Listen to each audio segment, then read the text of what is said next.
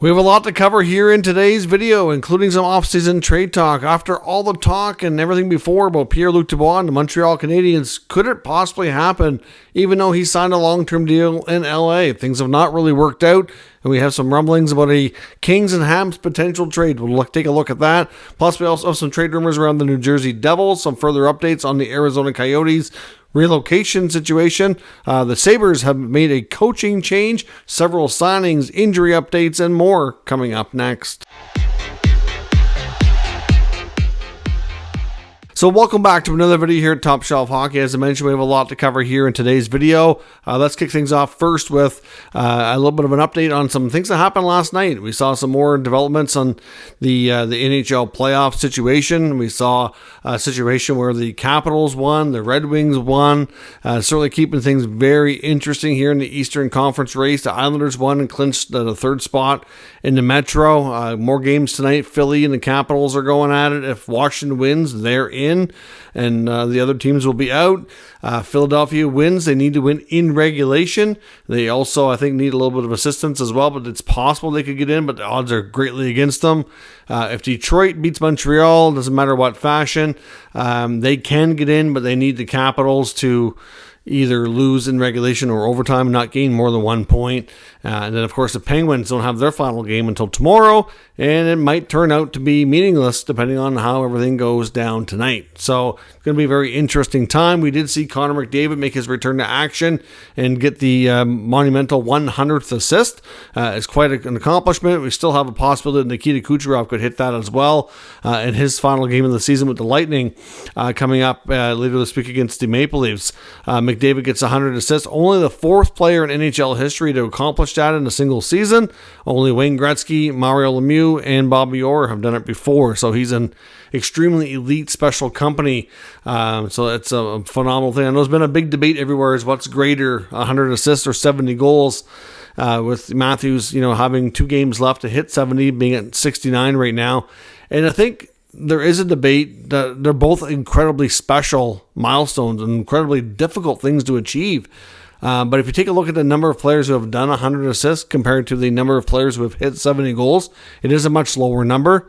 And I do think that there's something to say that it might just be the tougher one of the two, although they're both incredibly difficult. So it's really hard to say, and I think that depending on what data you use, you might be able to sway an argument in either direction. But phenomenal stuff there from McDavid. Like I said, big news today in Buffalo. They were not wasting any time at all. The regular season just came to a close last night, playing Game 82, which was a win, actually.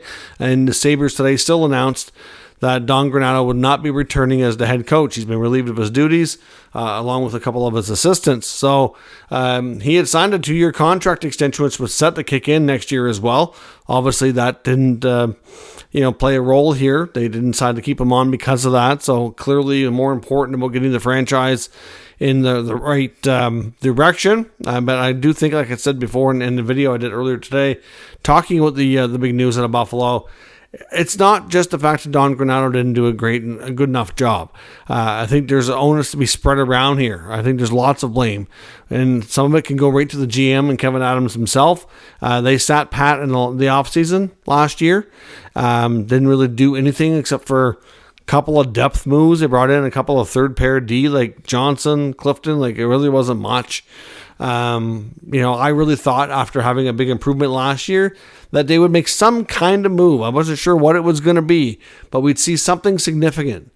Either bring in another top forward, because obviously they have a lot of great potential in their forward group, but some of them are still young and emerging.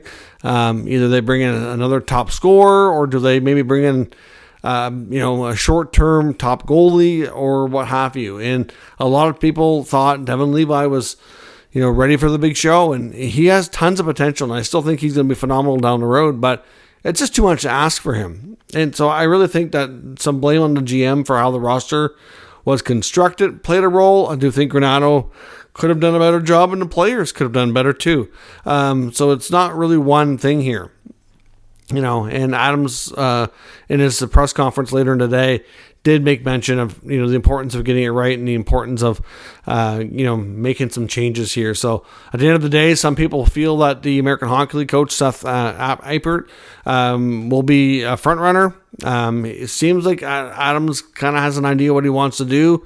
Just my gut feeling based on how he was talking in his press conference. Some people were throwing the name around about Lindy Ruff returning. Of course, he was there for a long stretch. Of course, he's been gone a long time now and hasn't really worked with any of the current players, but, he's certainly been there before and is now available too. So, I don't know. I know there's been some talk about the University of Denver head coach David Carl, who's been a two-time national champion, a World Junior gold medal, still young in his mid-30s. I wouldn't be surprised in the near future if a bunch of NHL teams come calling for him as well. I'm not sure if he's on Adams' radar or not, just a young up-and-coming coach, but do they need a coach with experience here? It's hard to say. I know Craig Berube's name has been out there, but I think pretty much every team outside of maybe the Blues that are looking for a new head coach, and there's a few of them now, I think we'll talk to Berube. I think he'll definitely have a shot. One thing I know, listening to other people talk about the Sabres, Casey Middleton, after he was traded to the Avalanche, made a comment that stuck out to me, and he said, man, they practiced some hard here when he first arrived in Colorado. So, again, if the practicing is not being done right, that can be a big role. Like, I've coached myself. I've played, sports, and I think some coaching philosophies, doesn't matter what sport or what level. I think some of these philosophies can be applied universally. And the big whole, thing you always hear is, you practice how you play. And if you screw around in practice and you don't take it seriously, or you don't do the right drills and you don't do the right things, it can create bad habits, and it can certainly, kind of seep into your game and create things that are not going well for you. So, obviously I can't speak to that personally with what Middlestat said, but, if that's part of it, then they definitely need a different coach for sure. Although Don Granato appears to be a good person, doesn't mean he's not, the right fit there, right? So at the same time, you can feel for people personally. Like I said, I have a problem with cheering for people to lose their jobs, but at the same time, you can cheer for change and teams going in different directions. So we'll see what the Sabres do. We also got word today that longtime Bruins announcer Jack Edwards is retiring after this year's playoffs. I've seen some people celebrating that on social media as well. I know Jack Edwards can be, I don't know. He can be challenging. He's definitely a major Boston homer, which you kind of expect. Definitely has said some things that you kind of, sometimes you're like, what did he just say? You kind of get taken aback. But, at the end of the day, he's been there a long time. He's obviously been a big part of their organization and, around the team, and calling lots of games, memorable moments. He's really gotten to call a lot of playoff action, some, golden Bruins era really during his run as, on the air as an announcer. So obviously want to wish Jack Edwards the best moving forward. There is some speculation that John Forsland may move over from the Kraken job to take the Jack Edwards spot. Can't confirm that, but that's already been floating around as a rumor. And then, of course, that would open up a spot there, and it kind of speculation it could kind of set off almost like a bunch of movement here within that world of the game and all the play-by-play people. So we'll see what happens, but Jack Edwards will be done. That much is the only part we can say with any kind of certainty. A couple items around the Montreal Canadiens. They did confirm and officially announce the Luke Tuch signing today. Of course, we talked about that in the last day or so, but it was expected. It was rumored, but it wasn't announced. He gets a 2-year ELC.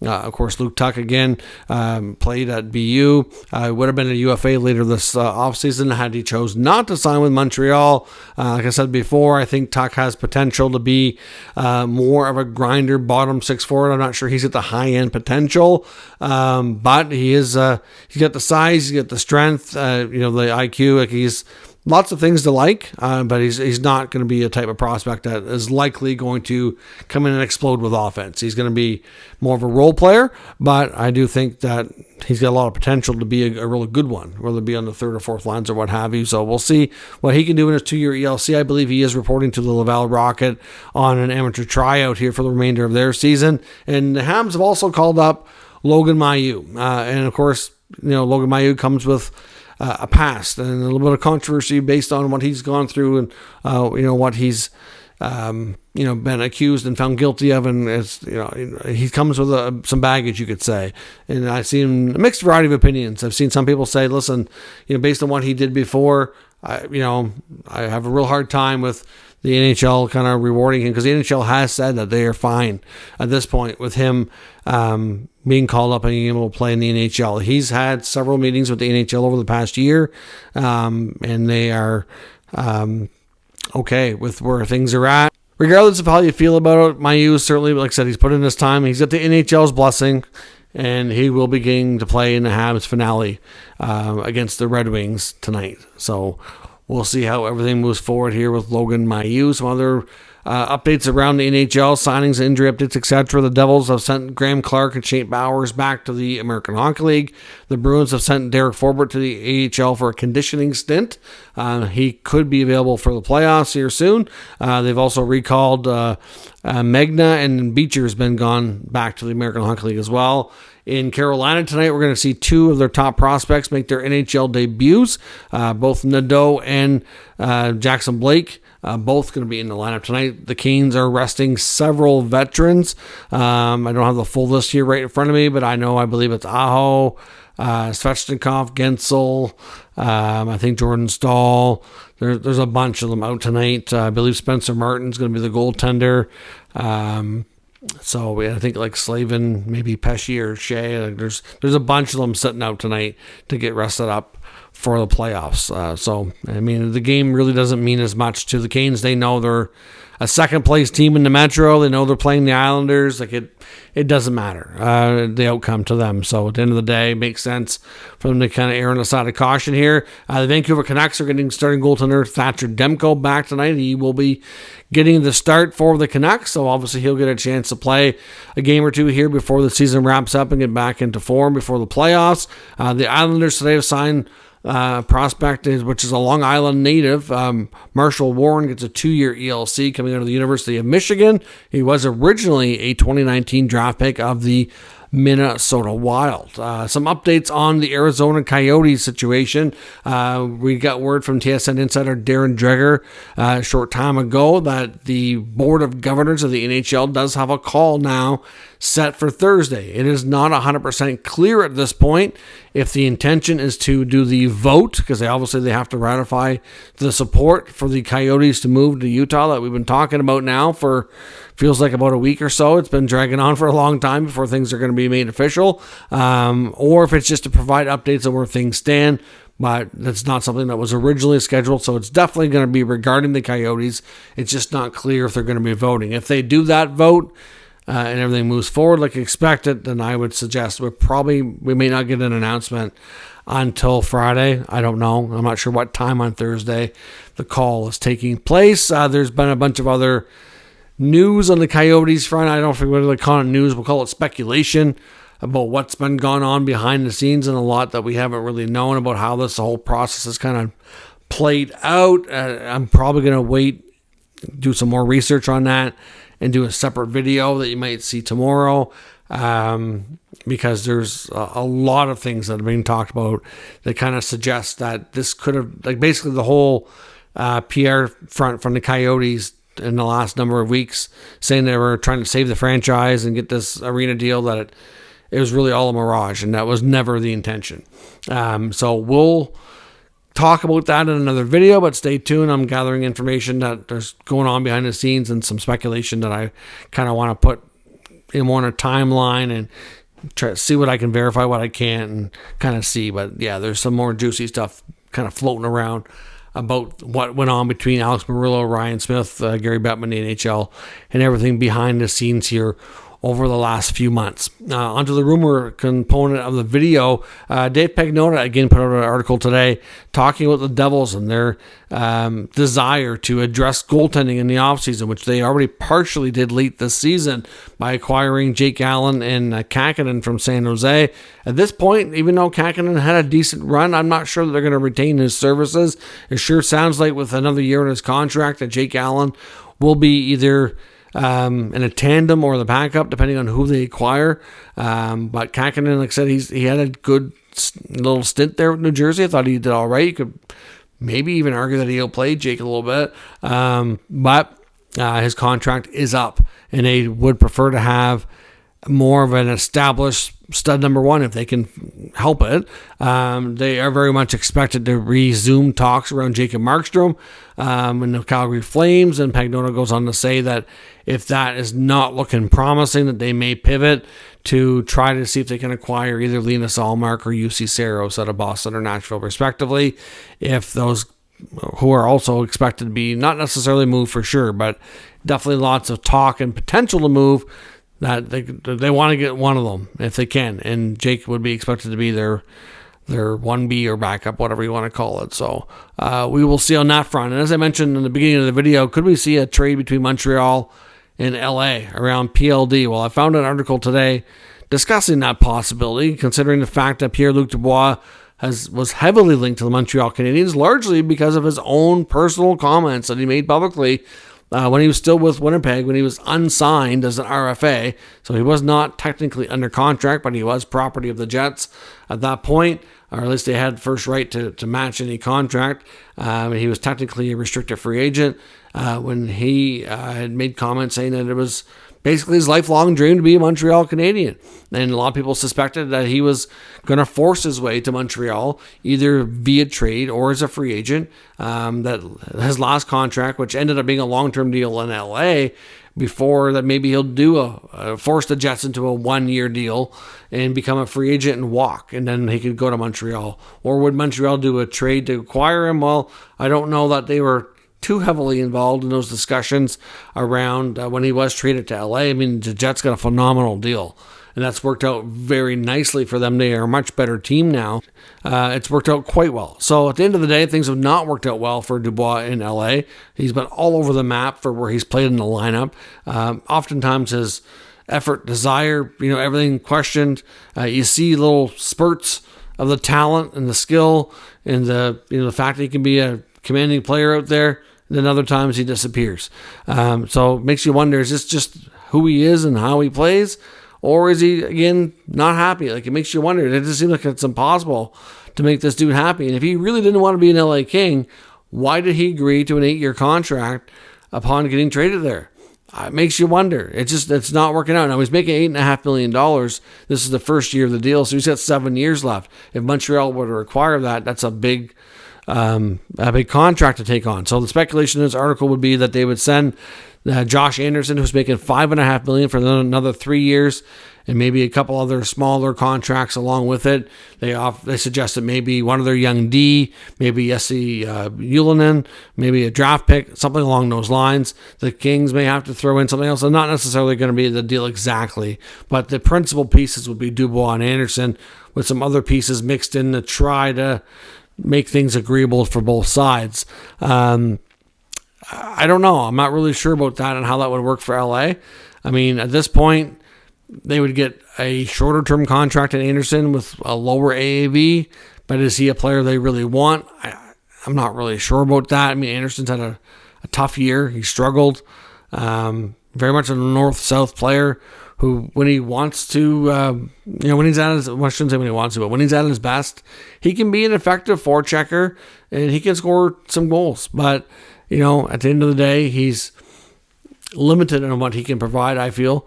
And I just don't know that he's a terrific fit there. But, I can understand that the part that I think is most true is that Dubois has struggled. I think it's very realistic that both sides are frustrated with each other. They're not happy with, they're having buyer's remorse, and that they will have conversations around moving him. The contract's going to prove very problematic, and I'm not sure that Montreal would want to take that on based on how he's played. Now, if they could have got him a year or two ago, and he was playing a lot better when he was with the Jets, then things might be different. I mean, unless they really believe he'll turn it on as a Hab, it just seems risky. But I mean, Montreal, even if that's not the trade exactly, you have to think they need to send some money out, and that a guy like Anderson or Gallagher or one of those guys would have to go just to make the money work. They both have shorter terms on their contracts, and then Montreal has tons of other youthful assets that would intrigue many teams, including LA, although LA has a lot of interesting young assets too. So could they figure out a deal? I guess it's remotely possible. Like I said, the one thing I will say that I think is pretty high, though, is that the Kings will definitely be looking to see if they can move him. I just don't know how easy that's going to be. And, is Montreal going to come calling for him when that's probably the one place he'd want to go? The other important detail on his contract, he does have a no-move clause, but it doesn't kick in until next season, which is July 1st. So if they're going to move him, they'd have to do it before then, or they're going to be very restricted. So it's like if they don't do it between now and July 1, he's pretty much going to ruin his value by having all the leverage and going to be able to call a shot on where he goes if he does go anywhere. So we'll see what happens. Let me know your thoughts on all of today's news and rumors down in the comments. We'll discuss further. If you're new to the channel, make sure you subscribe and stick around. We'll keep you up to date with the latest news, rumors, and analysis of all 32 NHL teams. Thanks for watching. I'll catch you next time.